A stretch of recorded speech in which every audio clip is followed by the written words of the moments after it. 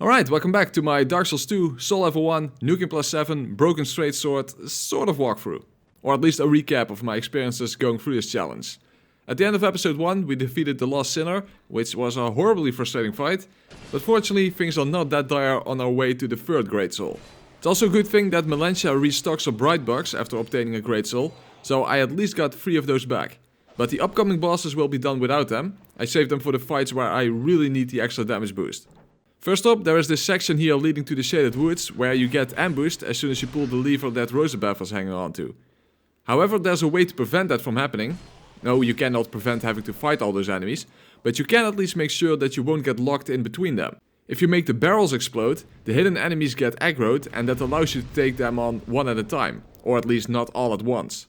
They're designed to not stray that far from this room, so when you go outside, which you now can do, because without pulling the lever the door will remain open, you can simply focus on the one at the front of the group. Or depending on how they act, 2 at once, but at least not all of them at the same time.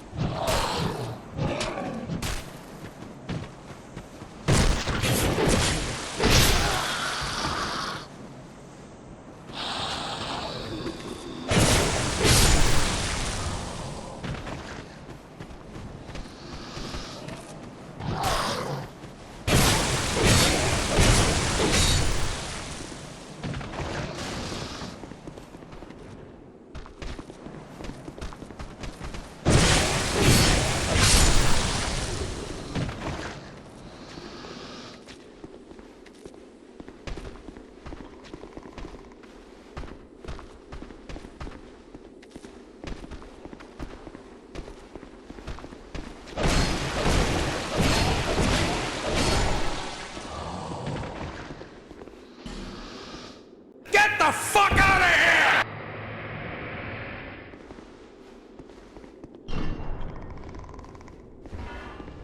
Contrary to the Basilisk in Dark Souls 1, the version in this game actually has physical attacks as well. And since we die in one hit, it's important to stay back and strafe in a wide circle around the Basilisk until it's safe to attack. Remember that under these circumstances, every single enemy becomes really dangerous. Now, why the B team chose to change the fact that Basilisks curse you into Basilisks petrifying you, which is what they do, but cursing in Dark Souls 1 basically is a form of petrification. But now it's separate and it's a different thing. And why, I don't know. And the pots in the Shaded Woods, they do curse you, but they don't I don't even know, it's very confusing. Now after this section there's a road that leads to the bonfire where you can go into 3 different directions. And those weird ballsack trolls or whatever are there as well. However, the difference is that those can throw rocks that are really hard to avoid, strangely enough. Just like some of the archers in this game, it's almost like the AI is so good that they can aim for where you are going rather than where you are. Which is likely not how it actually works, by the way. I mean, as great as From Software is, I guess we are basically at the point that if they ever make a game without clipping issues and without enemies doing really stupid things because of the AI messing up, I guess no one would simply feel at home anymore. It wouldn't truly be a From Software game anymore, I guess. But enemies' aim is just really unpredictable in this game. So for those I chose to run past them and I used Gower's Ring of Protection to make sure I won't get killed from behind. Remember, that ring can be a literal lifesaver on Soul Level 1. And is still effective even on Nuking+7. By the way, there's a peculiar and rather nonsensical thing about dual wielding and not even specifically power stancing. But at the very least with these broken straight swords, but I would assume it applies to other weapons as well, the left sword does less damage for some reason. And I mean relative to the amount of damage that same sword would do if you would hold it in your right hand. So I'm not talking about infusions here and elemental resistance of enemies. I specifically mean the same sword used in the right hand or in the left hand. For example, the ballsack trolls are weak to fire, but if I would switch these 2 swords around, the fire one, left-handed, would do almost the same damage as the dark one, right-handed. I don't know why that is, but for some reason that is the case. So even if you are power stancing, you have to make sure that the one which the enemy is weakest to is in your right hand. So for example, Scorpioness Najka coming up is primarily weak to fire and her secondary weakness is dark. So therefore, fire in the right hand, dark in the left hand. By the way, this actually also applies to poison buildup. So if you wonder why I don't simply most of the time have a poison infused sword in the left hand, well, it's because it takes extra hits in the left hand. And of course it already does way less damage than any of my other broken straight swords. So when applying poison, I place the poison infused one in the second right hand weapon slot. And I usually wield it one-handed for the faster animation, and then I switch back to the specific elemental one as soon as the boss is poisoned. And when it comes to bleed, I don't use it at all. Bleed sucks in this game. It might be useful in PvP, and it's somewhat useful when it comes to lacerating knives over regular throwing daggers, but that's about it. Bleed was great in DS1, but not in DS2 unfortunately.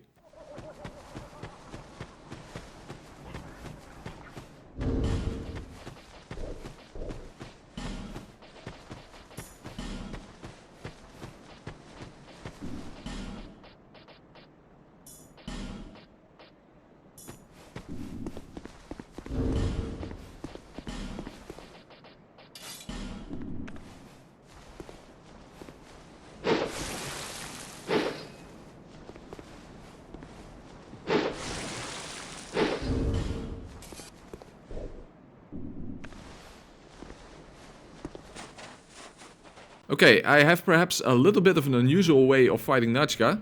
A common strategy for her is to constantly bait her tail attack by standing behind her. So I'm not referring to when she stabs her tail into the ground in front of her, obviously. But because this fight is rather long under these restrictions, there's just too much RNG involved. So instead, I don't try to get behind her at all. Instead, I stay in front of her while constantly moving backwards to stay out of her reach. It is a bit slow, but it is pretty effective. Especially when she stabs her tails into the ground, you can get several attacks in. It's not a perfect strategy of course, as you can see from the bloodstain, because she did manage to hit me with her homing magic attack. The way to avoid that attack is to circle around her while running. And the problem with that though is that you would basically need 3 hands for that. Because you need to hold the left thumbstick to move, press the circle button to run, and move the right thumbstick to move the camera. So I kind of awkwardly have to use my chin to control the camera, which is not ideal, but it does sort of work. She has another magic attack that covers a pretty large area, but it doesn't home in on the player. So as soon as you see that she's going to do that attack, you can actually move towards her and the attack will simply go behind you. But in general, definitely don't try to dodge through her attacks, especially that spear or whatever that she's holding has a much larger hitbox than you would expect. One thing to keep in mind with the broken straight swords particularly is that they have very low durability. So I have tons of repair powders ready. After all, you don't want to fight a boss with a broken straight sword.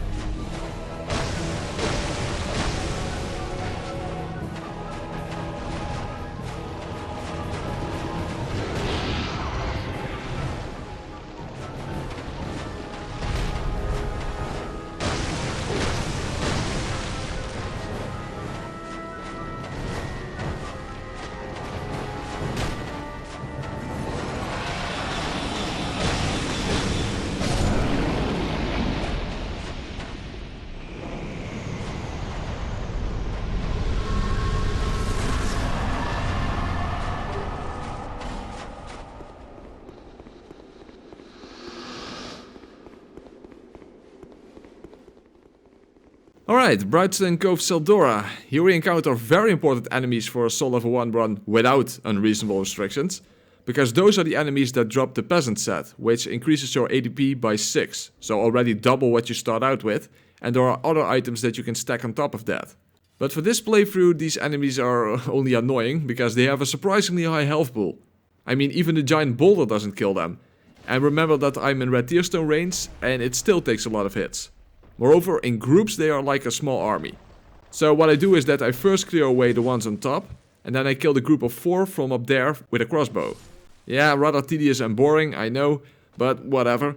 And the 3 in front of the door, I lure over one by one with a crossbow shot.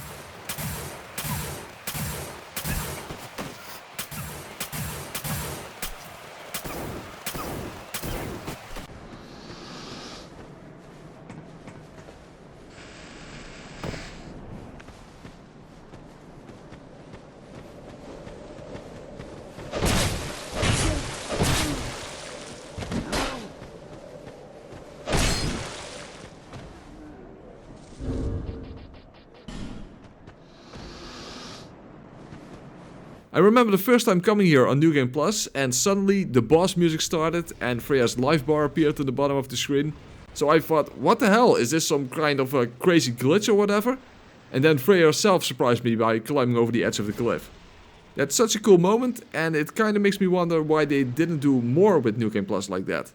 I mean, apart from that surprise, there are only a few extra enemies here and there. And of course the double pursuer fight in the throne room. But it's all very minimal if you ask me. It's a bit like Black World Tendency in Demon Souls. Yeah, a few extra enemies here and there, but overall it feels like wasted potential. They could have done a lot more with it. By the way, fighting Freja on the cliffside under these restrictions is not recommended.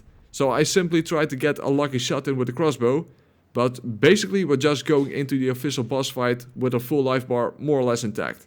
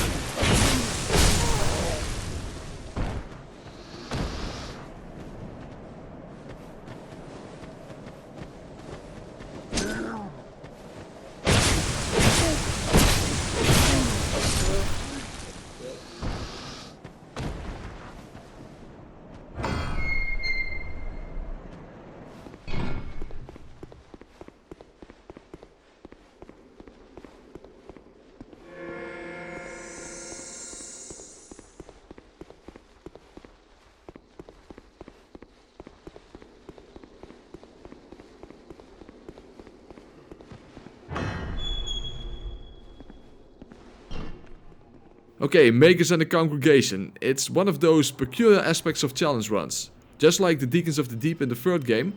Really easy under normal circumstances, but when you're not allowed to take damage, then it becomes a different story. It's a bit of a clusterfuck. There's a lot going on and it doesn't matter how weak they are. If they hit you, it's over. And to be honest, there's not that much strategy involved anyway.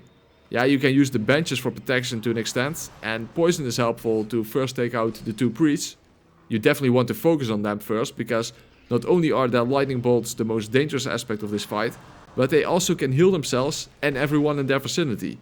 Of course, Magus himself is a dick, because he's constantly doing his AoE, so he can never stay close for long. Well, not that you should anyway, because we're also dealing with a group of hollows that can easily sneak a hit in when you focus on one of the other enemies. And what's especially annoying is that you have to tilt the camera down to hit the enemies on the ground, because locking on is not enough for some reason. Bit of a design flaw, I guess. So yeah, the predecessors to the Deacons of the Deep. I think that's the best way to describe them.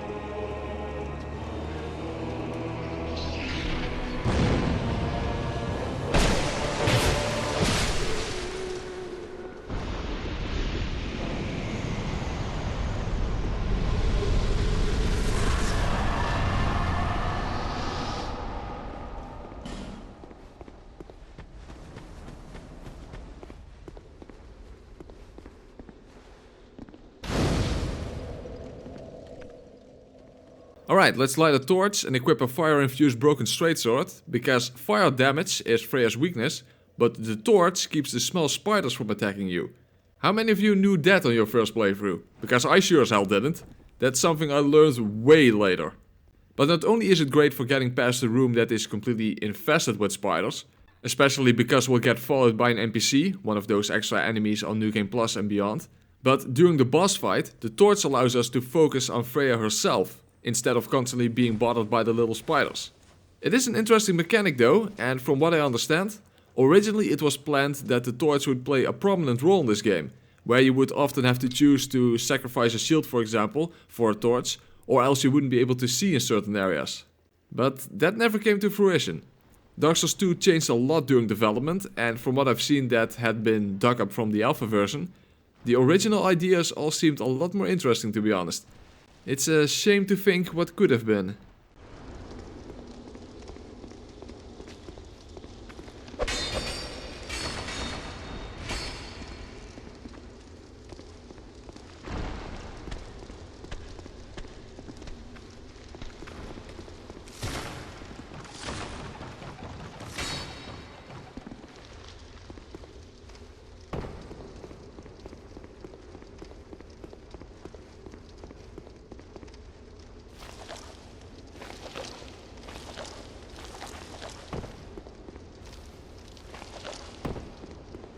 Okay then, the Duke's Dear Freja.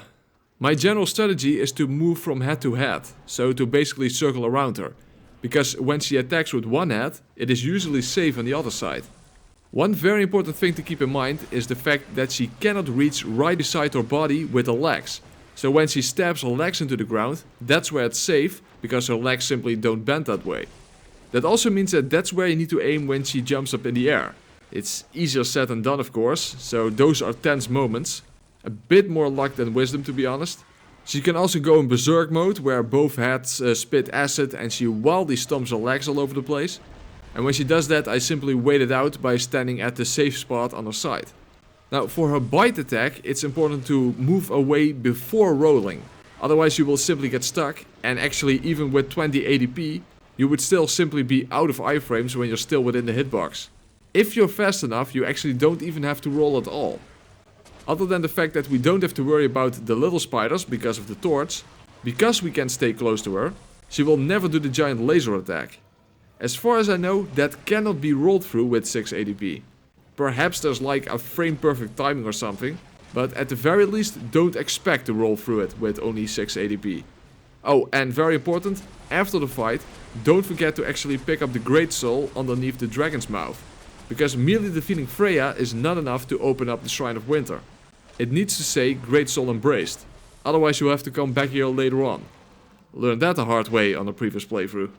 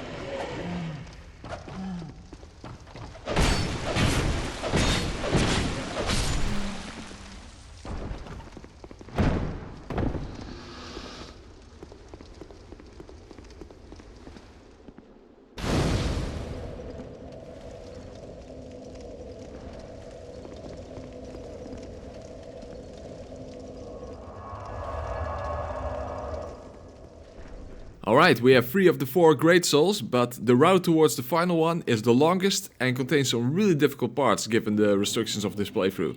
So let's end the episode by gaining access to that long road towards Iron Keep, by defeating the Dragonrider. And for the hell of it, let me demonstrate some no-roll strats on the first giant knight here. Actually, my initial idea was to do SL1 NG+7 no rolling, but with stat boosting gear, so I could wield the rapier, homunculus mace, and especially the old knight hammer, which is the weapon that the second old knight in this area is wielding. In fact, you might not even be aware of it, but it's a ridiculously good weapon for a soul level 1 character, although it breaks extremely quickly, but that's no problem when you have 99 repair powders, including another 99 in your item box. I'm not actually sure which playthrough would have been more difficult, because not being able to roll is of course a huge pain, but when it comes to damage output, the difference is ginormous when you can use stat boosting gear. But to be fair, I kind of recommend neither.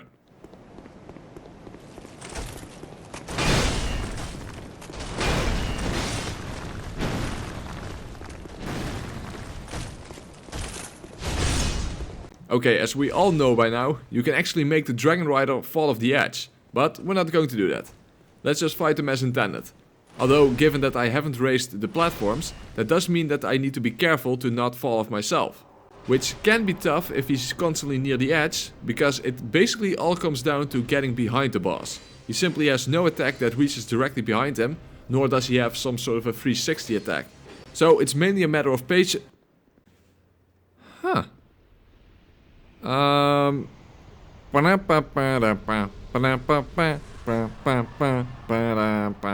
I cannot do the Seinfeld theme, but I guess that's just the end of the episode. So if you enjoyed this video, consider hitting that like and subscribe button, and don't forget the notification bell. Check out my other videos, and my Souls and Souls-like series specifically of course, and stay tuned for the next episode.